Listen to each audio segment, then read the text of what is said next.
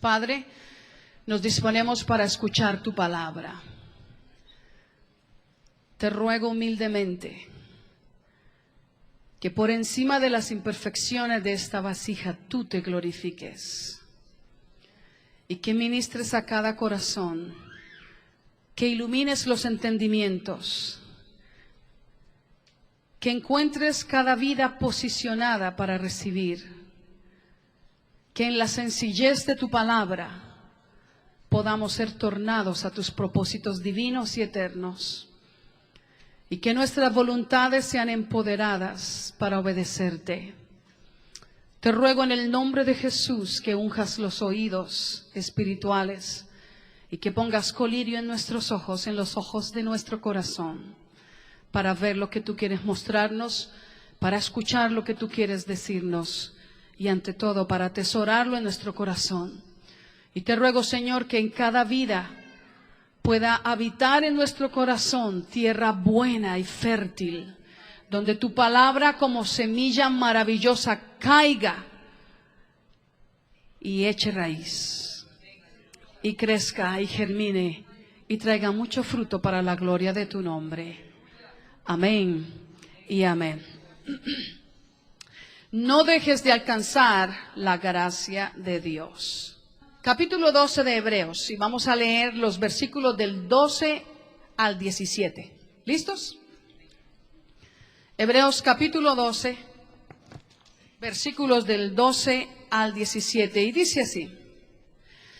Esto es el escritor a los Hebreos, inspirado por el Espíritu Santo y en este día para nosotros, que dice: por lo cual, levantad las manos caídas y las rodillas paralizadas, y haced sendas derechas para vuestros pies, para que lo cojo no se salga del camino, sino que sea sanado. Seguid la paz con todos y la santidad, sin la cual nadie verá al Señor. Mirad bien, no sea que alguno deje de alcanzar la gracia de Dios, que brotando alguna raíz de amargura os estorbe, y por ella muchos sean contaminados. No sea que haya algún fornicario o profano como Esaú, que por una sola comida vendió su primogenitura. ¿Por cuántas comidas? Porque ya sabéis que aún después, deseando heredar la bendición, fue desechado y no hubo oportunidad para el arrepentimiento, aunque la procuró con lágrimas. Entonces el tema que vamos a empezar a dilucidar es bendición de paternidad espiritual. Amén. Y el subtema que hoy vamos a procurar cubrir es: no dejes de alcanzar la gracia de Dios. Comienzo a predicar una serie de mensajes orientados a considerar seriamente nuestra responsabilidad para con nuestra generación. Y hablo más directamente sobre ejercer la autoridad que Dios nos delega. Hablo más directamente de desarrollar nuestro compromiso moral para con Él y con su palabra y declarar una bendición de la que carece grandemente nuestro mundo hoy. Y me refiero a nuestra responsabilidad de bendecir nuestra generación con paternidad espiritual. Esto es muy diferente a la cobertura. La cobertura espiritual es otra cosa.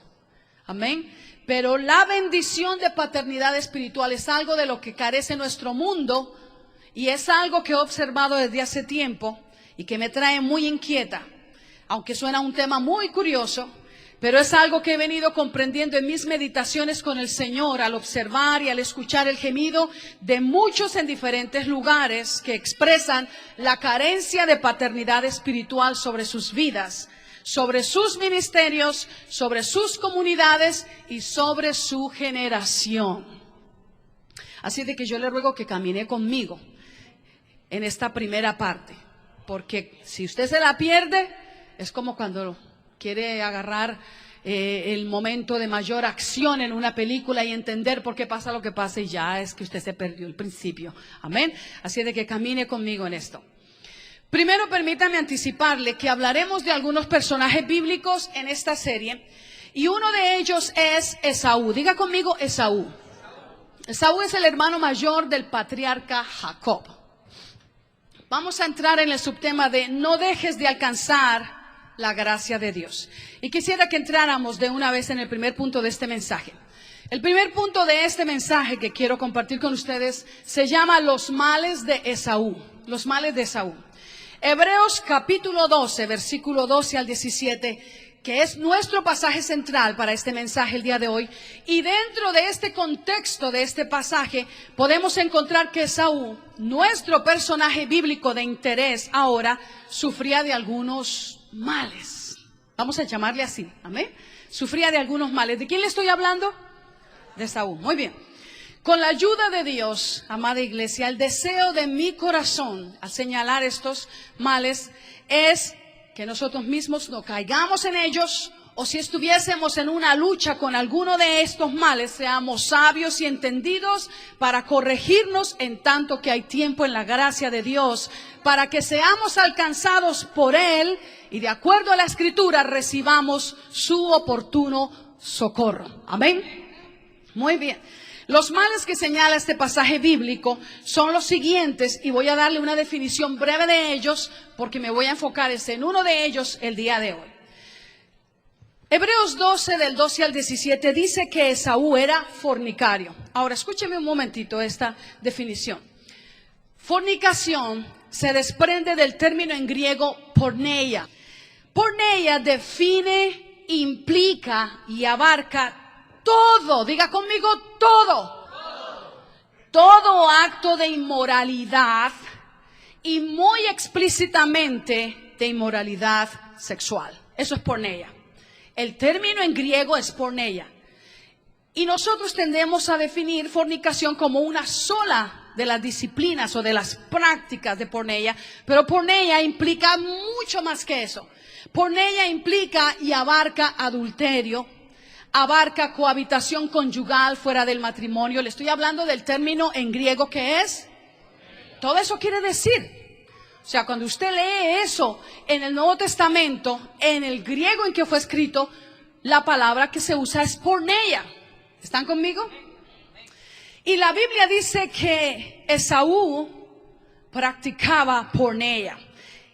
Quiere decir que está hablando explícitamente, más que todo, de todo tipo de inmoralidad sexual. Esto incluye adulterio, cohabitación conyugal fuera del matrimonio, fantasías sexuales. Fíjese todo lo que implica.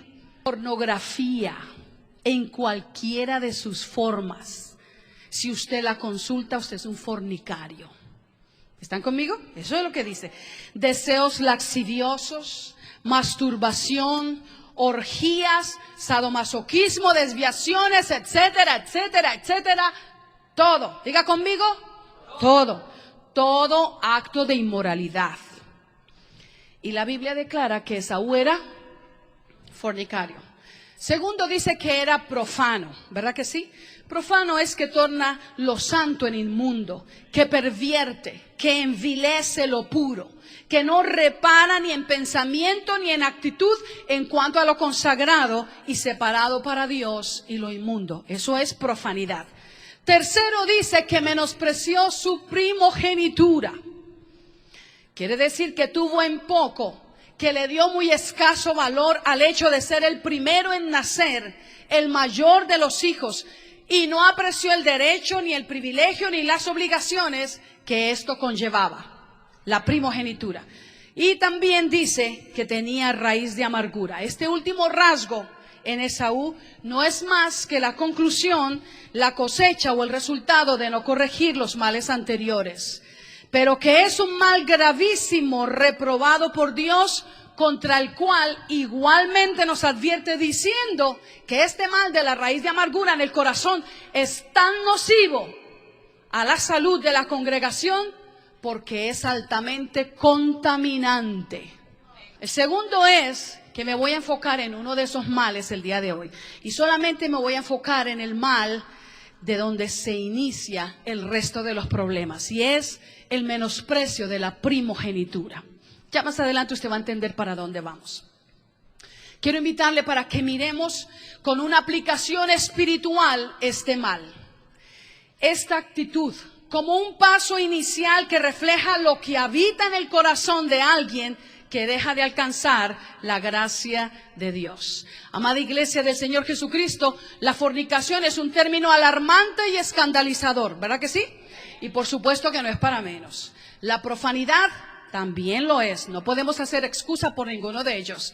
La amargura es un mal incendiario y contaminante, contra la cual advierte Dios muy severamente en su palabra, porque tiene la capacidad, miren la capacidad que tiene la amargura, tiene la capacidad de estorbar al creyente para que no alcance la gracia de Dios, y es altamente contaminante. O sea, que no le basta con hacerse mal a sí mismo, sino que le hace mal a otros. Ese es el mal de la amargura. ¿Están conmigo? Que, bueno, ya es suficiente mal y grave que se pierda un creyente por la amargura, pero que encima de que se pierde se lleve otros, el mal es mayor. Amén.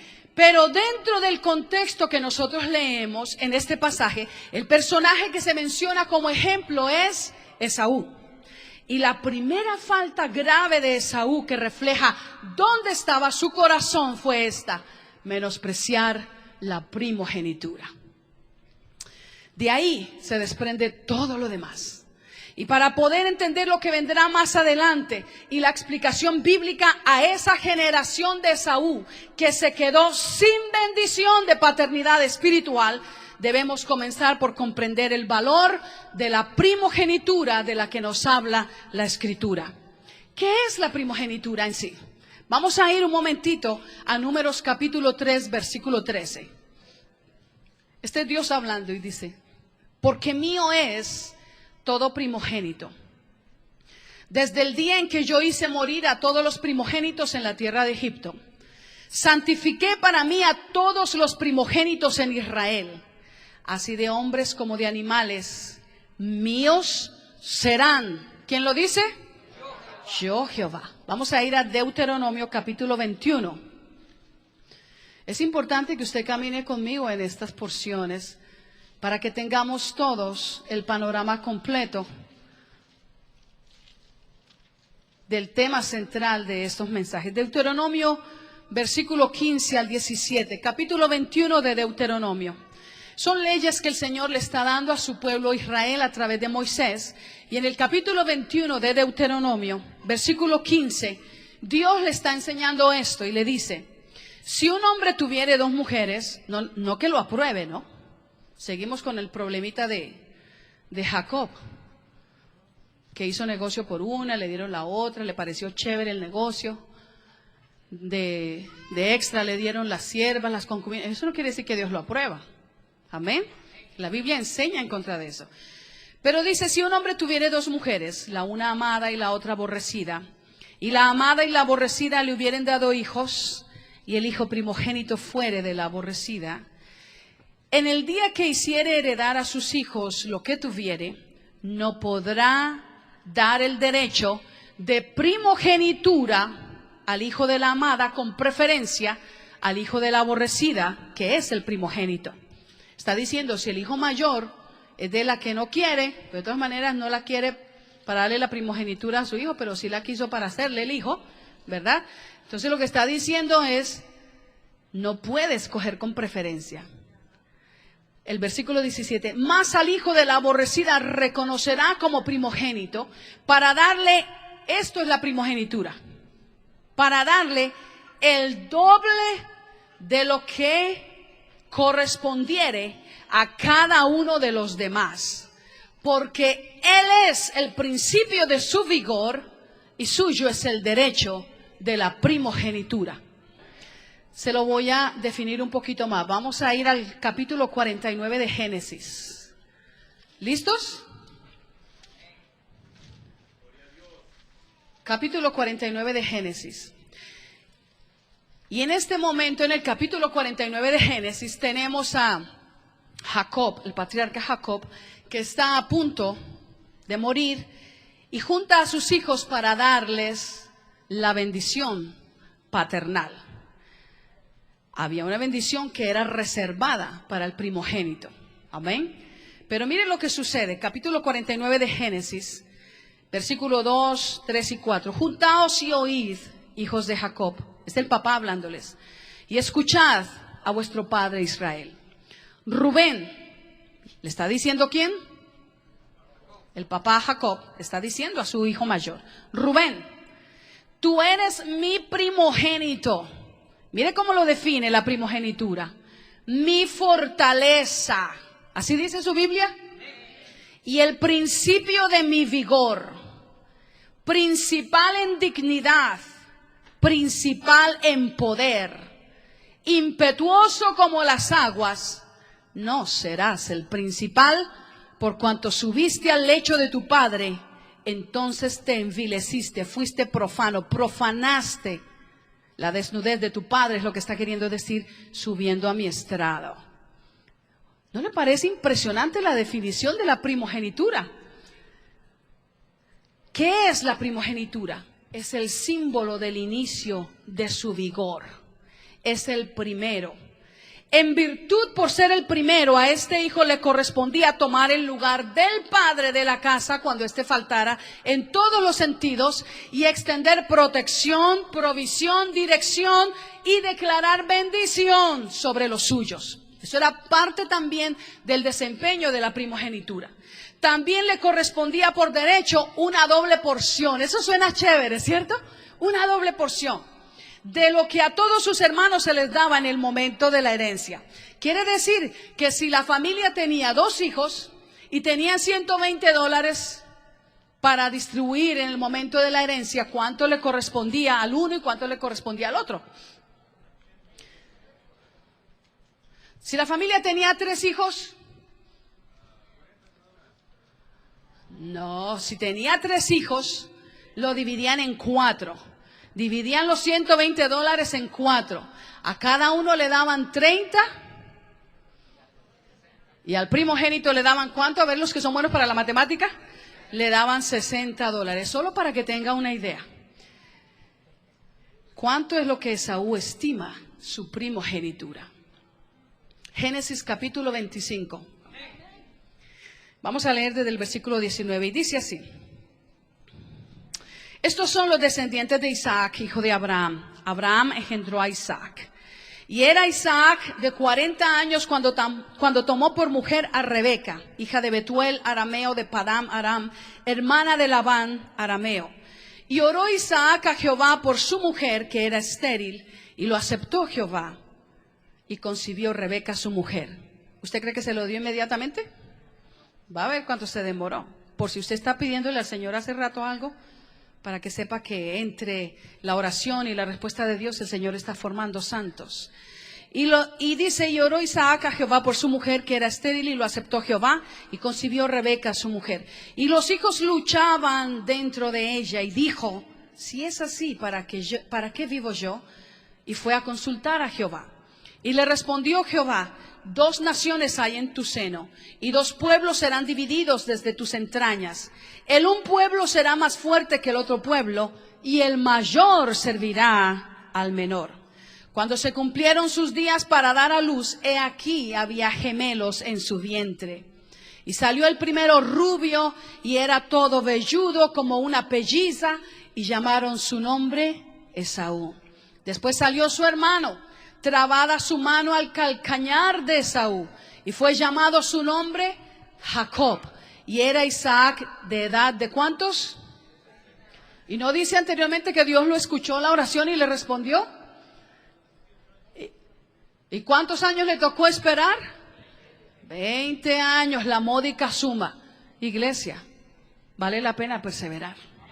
¿Qué importa el tiempo que tengamos que esperar? Usted esté seguro que en el momento en que usted oró, su oración llegó delante de Dios. Y su respuesta viene en camino para usted. Amén. No importa el tiempo que tengamos que esperar, porque en el reloj de Dios no hay equivocaciones. Su tiempo es perfecto para nosotros.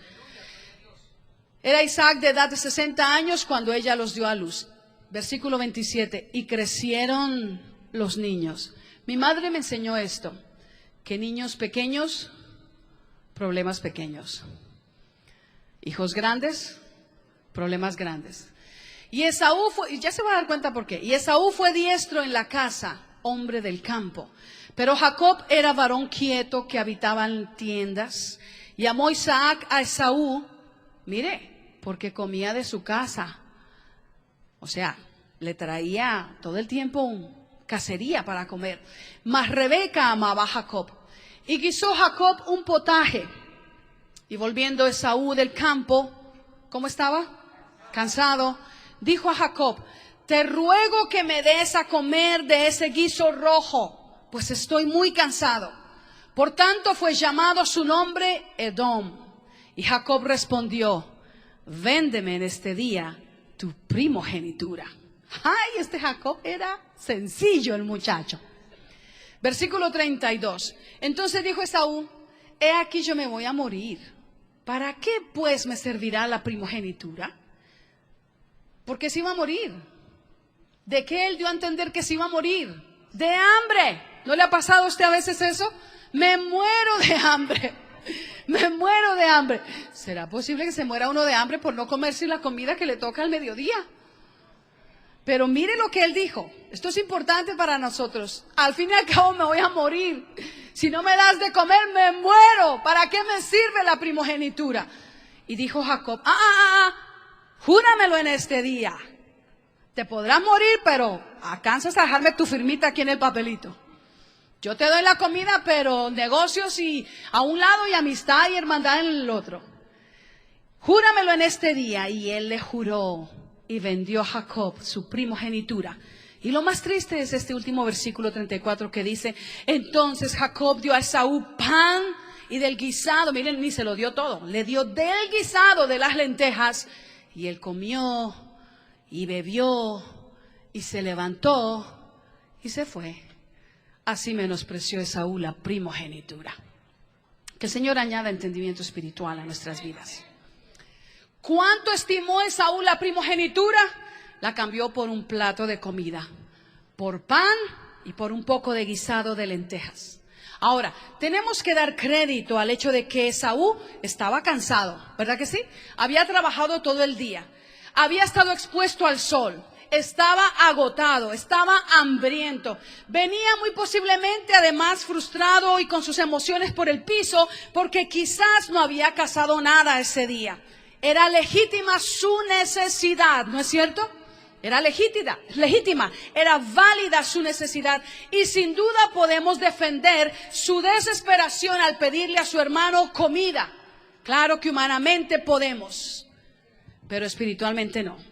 Porque somos llamados a portar una investidura de poder y de dominio propio que de acuerdo a la Escritura nos habilita para conducirnos con decoro, con aplomo, con calibre de autoridad, aún por encima de las exigencias de nuestras necesidades humanas. Porque nosotros no militamos según la carne. ¿No es eso lo que dice la Escritura? Militamos según el Espíritu. Amén. Podemos pensar también muy mal de Jacob, ¿no es cierto? Oiga, pero ese hermano sí era malo. Usted pensó que usted había sido rodeado de hermanos bien malos. Mire que a veces de niños a uno le quitaban hasta, partían, le daban a uno un pedacito de huevito, hasta ese pedacito se lo quitaba el hermano. No querían compartir con uno algunas cosas los hermanos mayores, ¿no es cierto? Bueno, a mí me tocó todo lo contrario, compartirlo todo, porque como que hubiera sido la mayor. Pero óigame, de pronto uno crece diciendo: uy, yo tengo un muy mal hermano, una muy mala hermana. Pero mire, Jacob era una fichita nada sencilla. Amén. Pudiéramos pensar tan mal de Jacob, y sí, en realidad, tal vez le acertamos. Pero es hasta que nosotros examinamos más detenidamente las líneas de expresión entre el uno y el otro y el diálogo que les acabo de leer, que nos damos cuenta exactamente lo que aflora del corazón de cada quien. Porque, amados hermanos y amigos, el maestro no pudo equivocarse cuando nos enseñó esto, que de la abundancia del corazón habla la boca. ¿Usted se dio cuenta de ese diálogo? Y entonces, hermanos, ciertamente podemos conocer cosas que hay en el corazón de las personas si ponemos atención a lo que hablan. Hay personas que dicen que son muy espirituales y que ayunan todos los días y que oran todas las noches, que hacen hasta vigilias de día porque la noche no les alcanza para vigilar. Hay creyentes que pueden decir que son tan santos, que donde ellos se mueven una aureola los está siguiendo. Pero usted ponga la atención a lo que hablan, a las conversaciones en las que se engranan.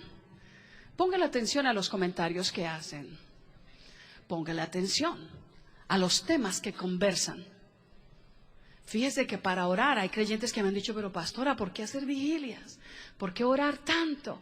Los miércoles debieran predicar, debieran cantar. Solo orar, uno arrodillado orando. Tremendo. Usted ponga la atención a lo que habla la gente. Y lo que la persona dice y declara le va a reflejar lo que hay en su corazón. Amén. Hay personas que dicen que son muy humildes. Muy humildes. Son tan humildes que ya no se bañan. Son tan humildes que ya no compran desodorante. Son tan humildes que ya van a dejar de cepillarse los dientes porque son demasiado humildes. Pero nadie les puede hacer el más mínimo desaire porque la soberbia los carcome. Lo que le estoy queriendo decir con esto es que el maestro no se pudo equivocar. El maestro dijo que de la abundancia del corazón habla nuestra boquita.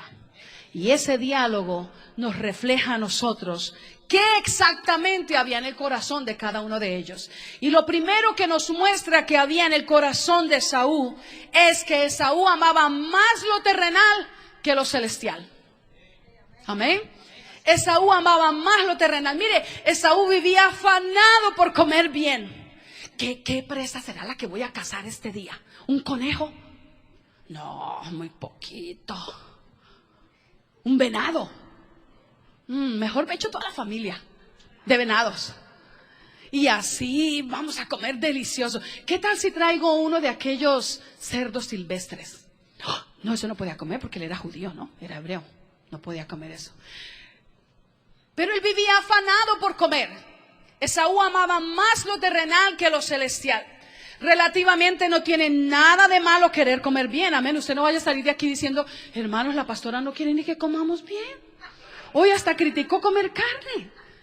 No, no es eso. No tiene nada de malo alimentarse mejor o por lo menos nutrirnos de la manera más saludable, consumir lo mejor que podamos los ingredientes que nuestro cuerpo requiere para su rendimiento en todas las áreas. Pero vivir afanado por comer y siempre afanados por comer cosas que ni son esenciales y siempre afanados por lo terrenal se torna en un talón de Aquiles que nos va a hacer tropezar. Donde ya no estamos satisfechos. Acabamos de comprar muebles, pero es que los vecinos compraron nuevos muebles. Ay, entonces los nuestros están muy feos. Ya pasaron de moda. Mire, donde ni siquiera una vacación nos satisface. Llegamos peleándonos, jalándonos las greñas de la vacación. ¿No se supone que era para esparcirnos? ¿No se supone que era para pasarla bien, para descansar, para fortalecer la paz, para minimizar la ansiedad, para reducir el nivel de estrés? ¿Cómo regresamos de la vacación? ¿En pleitos? Esaú amaba más lo terrenal que lo celestial. Eso es lo primero que encontramos. Lo segundo que vemos es que él vivía afanado por recibir gloria y admiración de su padre Isaac. Porque es lo que dice el diálogo. Nuevamente no tiene nada de malo buscar la aprobación de nuestros padres terrenales. Nos hace bien, por supuesto que sí, como hijos, honrar a nuestros padres y hasta donde más sea posible obedecerles de acuerdo a la rectitud y a los parámetros bíblicos. Claro que sí. Pero vivir afanosamente por recibir la gloria, la admiración, la palmadita del papá en el hombro que nos diga, lo hizo bien, lo hizo bien, lo hizo bien, eres mi orgullo, eres mi gloria, eres mi admiración, eres lo más hermoso. Vivir sobre eso es definitivamente emprender el camino al deslizadero, porque va a llegar el día en que no tendremos esa aprobación y quedará en la cuerda floja si estamos o no equipados para enfrentar la vida con todo su rigor, porque van a haber muchos desafíos en la vida y muchos momentos que pasar donde nadie nos va a dar ni siquiera un punto de apoyo, ni siquiera una palmadita que diga chévere el esfuerzo, adelante. y se pondrá a prueba si en realidad estamos equipados para la vida. Amén. Si saciar la necesidad terrenal, ya sea emocional o física, pone en juego la herencia celestial, entonces, hermanos, debemos examinar detenidamente si podemos todavía esperar a que sea Dios supliendo esa necesidad. Pues quizás, más que una necesidad, puede ser un deseo, puede ser un antojo, puede ser un capricho y puede que sea la puerta misma a nuestra alta vulnerabilidad que nos inclina a una tentación. Porque encuentro en la Escritura lo que nos dice el apóstol Pablo en los Corintios, que junto con la prueba Dios da la salida. Pues no nos ha sobrevenido ninguna tentación, ninguna aflicción que no sea humana, y juntamente con ello Dios abre una puerta de salvación para los creyentes. Entonces, ¿dónde está aquel punto en el que estriba que caemos y que tropezamos? En el afán de suplir las necesidades terrenales y terminamos endiosándolas más y perdemos de perspectiva lo celestial. Ese era un problema que tenía Esaú. ¿Están conmigo? Ese era un problema gravísimo en Esaú. ¿Sabe que cuando el afán y la ansiedad se apoderan de nosotros, de acuerdo a la Escritura, nuestros sentidos se aturden? ¿Usted sabe lo que eso quiere decir?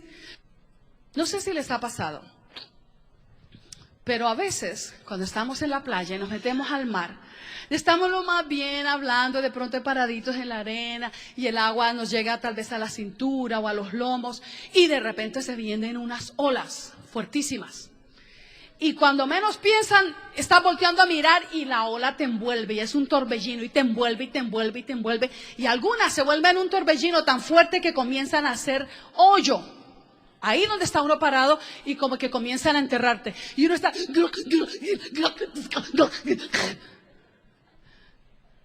Tú puedes oír lo que está pasando. Tú puedes oír incluso que te gritan. Pero tú no ves bien, no ves con claridad. Y tú no puedes razonar con claridad porque tienes los sentidos aturdidos. ¿Me entiende? Esta analogía se la pongo para que usted comprenda que algo similar sucede cuando el afán y la ansiedad nos domina. Nos aturde los sentidos. Dejamos de ver con claridad y dejamos de escuchar con claridad y dejamos de razonar con claridad porque domina nuestro pensamiento. Así que, amados hermanos, nosotros tenemos que aprender a descansar en esto en cuanto a suplir nuestras necesidades terrenales, físicas, humanas, que son legítimas, que son válidas. A no permitir que el afán y la ansiedad nos domine. ¿Por qué? Porque el Maestro nos enseña esta verdad que dura por los siglos de los siglos. Que si aquel que cuida de las aves y cuida de los lirios del campo y cuida de su creación, lo puede hacer con ellos, mucho más lo puede hacer con nosotros, porque Él es Padre de nosotros. Que estemos descansados en su provisión. Una segunda característica de Esaú que encuentro aquí es que Esaú fijó sus ojos más en lo temporal que en lo eternal. Esto es tremendo. Más en lo temporal que en lo eternal. Vamos a ir a Génesis capítulo 26 y quiero leerles versículos del 1 al 4. ¿Listos? Después hubo hambre en la tierra, además de la primera hambre que hubo en los días de Abraham. Y se fue Isaac a Abimelech, rey de los filisteos, en Gerar. Y se le apareció Jehová y le dijo: no desciendas a Egipto, habita en la tierra que yo te diré. Habita como forastero en esta tierra, y estaré contigo, y te bendeciré. Miren lo que viene. Porque a ti y a tu descendencia daré todas estas tierras. Y confirmaré el juramento que hice a Abraham, tu padre. Multiplicaré tu descendencia, ¿cómo? Como las estrellas del cielo. Y daré a tu descendencia, ¿cuántas? Todas estas tierras. Y todas las naciones de la tierra serán benditas en tu simiente. Vámonos al versículo 12. En el mismo capítulo.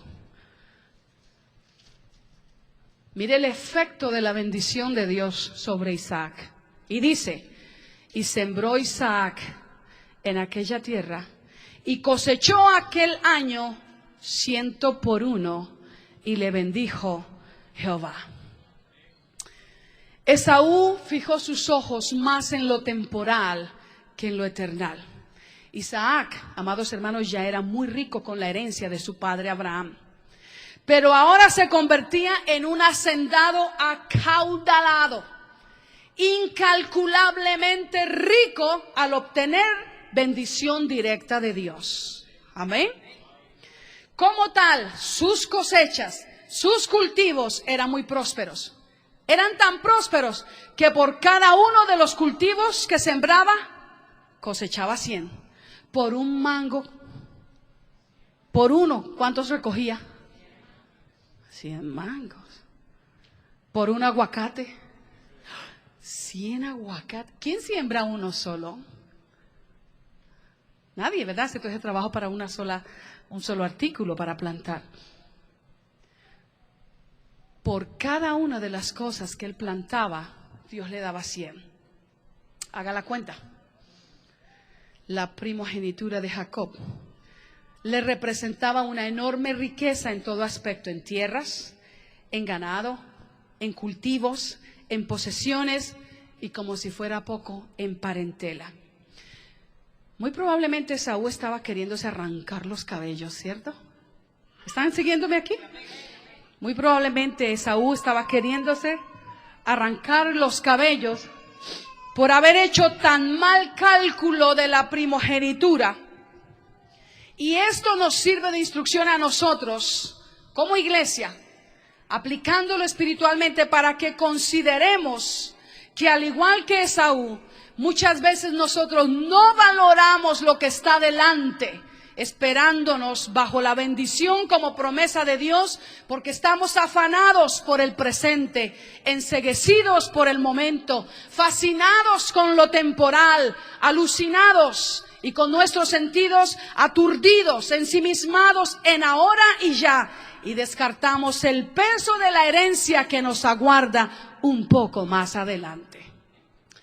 El futuro de repente se pinta muy lejano y tal vez inalcanzable, y entonces lo arriesgamos todo, tanto el presente como el futuro, diciéndonos a nosotros mismos que ya estamos cansados de esperar y que tal vez nunca llegará, olvidándonos de su palabra que nos garantiza a través del profeta Isaías que los que esperan a Jehová tendrán nuevas fuerzas. Esperar en la respuesta de Dios vale la pena. Los que esperan a Jehová tendrán nuevas fuerzas, levantarán alas como las águilas. De acuerdo a la Escritura dice que caminarán y no se fatigarán, correrán y no se cansarán. Alabado sea el Señor. Si tan solo esperáramos en Él, en su tiempo, el futuro lo veríamos glorioso y nada ni nadie podría evitar que alcancemos la gracia de Dios, nuestra eterna redención. El subtema de hoy es: no dejes de alcanzar la gracia de Dios. Amén. Quiero ir concluyendo. Esaú cayó en una vana ilusión que lo cegó para no estimar apropiadamente la primogenitura. Se fió de varias cosas que pensó eran su derecho, eran su propiedad, y subestimó donde su hermano menor había puesto los ojos. Esaú se consideró irreemplazable, porque esa ilusión viene con la vanidad, creernos irreemplazables.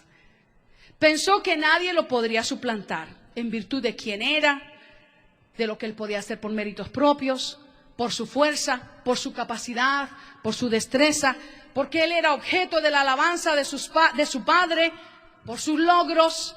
Y despertó un día Esaú para darse cuenta que su peor pesadilla ya había empezado y no había manera de darle punto de retorno. ¿Cuál era? Junto con la primogenitura, él había perdido la bendición paternal. El tema de estos mensajes es ¿cuál? Bendición de paternidad espiritual. Este es solamente un mensaje introductorio. Esaú se convenció muy tarde que lo carnal, lo terrenal, lo temporal es suplantable. Ten cuidado a lo que te aferras. Así sean relaciones. Ten cuidado. Pero ten cuidado de lo que te aferras. Lo eterno, lo espiritual de Dios es lo único que no es reemplazable. Y cuando Esaú se dio cuenta de esa verdad, cuando fue convencido de ese mal cálculo matemático que hizo, entró amargura en su corazón. ¿Me entiende? Cuando alguien está amargado, donde quiera que vaya va el problema. Todo lo ve a través del lente de la amargura. Ay, pero mire lo que dijeron, lo dijeron por mí. Y uno ni se da por enterado. Pero mire que hoy no me saludó. Eso fue que ya le fueron con el cuento. Y uno está con tantas cosas que... Porque donde va, ve las cosas a través del lente de la amargura. ¿Sí me está entendiendo eso? Cuando alguien está amargado, lleva el problema dentro de él. Pero también, gracias a Dios, también lleva la sanidad y la solución dentro de sí mismo. La tragedia de Esaú consistió en que él optó por no sanar, por no solventar debidamente sus problemas. La solución consistía en revertir el orden de las prioridades que regían su vida y que habían regido su vida todo ese tiempo, pero Esaú no quiso hacerlo y terminó perdiendo todo lo valioso y terminó en una profunda amargura. Iglesia amada, algunos pueden estarse preguntando, pero pastora, ¿yo qué tengo que ver con la primogenitura? Es más, yo soy el menor, o yo soy el segundo, yo soy la segunda hija en mi familia, o yo soy el tercero, yo soy aquel hijo de quien nadie se acordó. Amén. Ustedes pueden, o alguien se puede estar preguntando, pero ¿qué tengo que ver yo con ser o no el primogénito de mi familia? Además, ni lo soy, o sí lo soy. Pero como mayor de la casa, a mí, alguno puede decir, a mí solo me ha costado trabajo. Me ha tocado ayudar a criar a los menores, me toca hacer todos los mandados, me toca hacer todos los oficios de la casa, porque siempre me dice mi papá y mamá, pero usted es el mayor. Me toca, todos se pueden portar mal, menos yo, porque mi papá me dice, mi mamá me dice, usted es el mayor, usted es la mayor, le toca dar ejemplo. Sus hermanitos menores lo están viendo a usted. Y alguno puede estar pensando, eso no es bonito, eso no es nada bonito. Para esa gracia mejor no ser el mayor ni tener la primogenitura, pero le quiero concluir con lo siguiente. Déjame decirte que en Dios, por causa de su Hijo Jesús, el primogénito en todo, los creyentes, ¿cuántos creyentes hay aquí? ¿Seguros? Los creyentes, todos los nacidos de nuevo, todos los engendrados por la naturaleza espiritual, en quienes ha depositado Dios la simiente suya, que es Cristo Jesús, por la palabra de su poder y a través del Espíritu Santo, todos, diga conmigo, todos nosotros venimos a ser copartícipes de la promesa en Cristo Jesús por medio del Evangelio. Eso lo enseña Efesios, Colosenses, Romanos y muchas otras porciones. Entonces, hay quienes son literalmente primogénitos en sus familias por cuestión de sangre y por cuestión de carne. Hay quienes son literalmente los primogénitos en cuanto al Evangelio en sus familias porque son los primeros que recibieron a Jesús. ¿Habrá de esos aquí? ¿Que son los primogénitos en su familia que recibió a Jesús? Levante la mano. Mire qué lindo, qué bonito, ¿verdad? Que usted fue el primero en su familia o la primera en su familia que vino a Jesús. Entonces usted es el primogénito o la primogénita en cuanto al Evangelio en sus familias, porque han sido los primeros en venir a Jesús y por ustedes ha entrado la luz a sus familias, y eso es algo que tú debes valorar. Pero todos, nuevamente, es la última vez que te lo pido, di conmigo, todos fuimos hechos primogénitos en cuanto a la promesa de bendición, de una esperanza imperecedera y de un futuro para nuestra generación. El día en que Jesús fue coronado Señor y Rey de nuestro corazón. Ese día nosotros fuimos constituidos primogénitos. Amén. Eso lo enseña la Escritura. Con cada individuo se inicia una familia, una casa, un hogar, una comunidad, y con cada uno de nosotros se inicia una generación. ¿Se da cuenta por qué Dios mira con ojos tan celosos el homicidio? Porque ahí la Escritura nos dice, por ejemplo, cuando Caín mató a Abel, ¿qué dijo Dios? la sangre de tu hermano clama justicia desde la tierra. ¿No dijo así? Porque no solamente borró la vida de Abel de la tierra, pero cortó su generación. ¿Están conmigo? Cuando tú viniste a Jesús, tú fuiste constituido primogénito. Eso es algo maravilloso. Amén. Eso es algo maravilloso. Primogénito. Si ese aplauso es para Dios, déselo. Te bendecimos, Señor. Te bendecimos. Tú eres primogénito de bendición, de paternidad espiritual sobre tu generación. Tú eres ese. Tú eres esa persona. Y como tal, sobre ti reposa esta promesa y este derecho de primogenitura de parte de Dios. Una doble porción. Yo quiero una doble porción. Es mi derecho de primogenitura. Yo quiero una doble porción de gracia, una doble porción de sabiduría. Es falso y es iluso pretender que lo hemos alcanzado todo, que ya lo sabemos todo, que ya lo tenemos todo. Eso no es así. Tienes de Dios, anhela más de Él. Entiende su palabra, anhela todavía más entendimiento. Tienes gracia de Dios, dile, dame una doble porción. Quiero que cumplas el derecho de esa primogenitura sobre mi vida, una doble porción de fortaleza. Y lo segundo, tú eres, esto es algo revolucionario para mí, tú eres el inicio del vigor de esa preciosa fe para tu generación. ¿A usted no le parece eso maravilloso?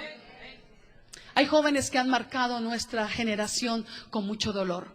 Y estamos a unos días de conmemorar el aniversario del evento más funesto que ha vivido nuestra nación y nuestra costa aquí en el occidente, el 9/11, ¿se acuerdan? Jóvenes que marcaron nuestra generación con tanto dolor. Porque eran jóvenes la mayoría de los sicarios, los homicidas, aquellos que cometieron semejante acto tan terrorista. Hay muchos que han marcado nuestra generación con muchos males. Muchas enfermedades, mucho quebranto, mucho dolor, mucha violencia, mucha injusticia, mucho atropello social, ¿no es cierto? Tú eres primogénito de bendición para tu generación. Cierra tus ojos ahí donde estás. Tú eres el inicio del vigor de esa preciosa fe para tu generación. No dejes a tu generación sin bendición. Y mucho menos te olvides de extender paternidad espiritual sobre tu generación.